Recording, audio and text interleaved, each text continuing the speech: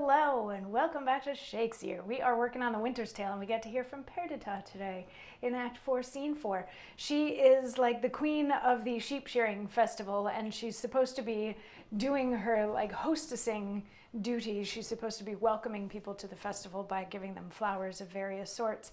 And her father, the shepherd, he gave her a bit of a talking to because she's not as good of a hostess as his wife was. His wife used to flit around and talk to everybody and also serve everybody and all that sort of thing. And he's like, come on, Perdita, you gotta, step up your game, get with it.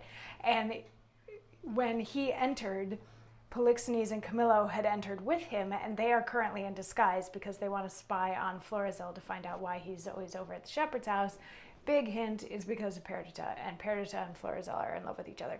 So she gives some flowers to Polixenes, and then they have a debate about cross-pollination.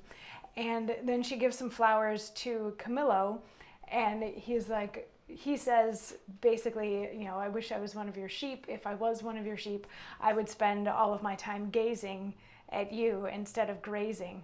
And Perdita says, out, alas. You'll be so lean that blasts of January would blow you through and through. Now, my fairest friend, I would I had some flowers of the spring that might become your time of day, and yours, that wear upon your virgin branches yet your maidenhead's growing.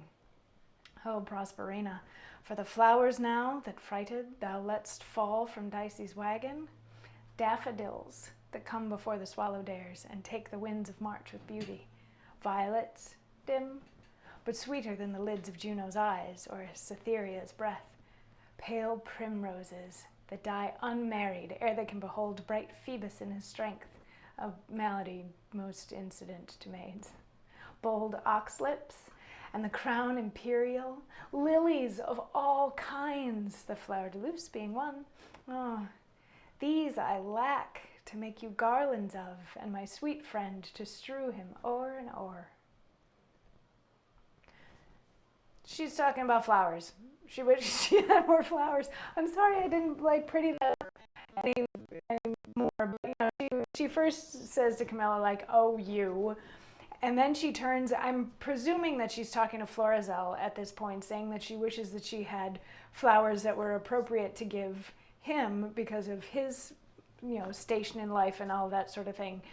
But she doesn't have any of those flowers right at the moment. She talks about daffodils and violets, and she's just describing all of these beautiful flowers that she wishes she could give to Florizel, and she ends by saying, she would make him garlands out of it, like leis, that sort of thing, and or strew these flowers over him.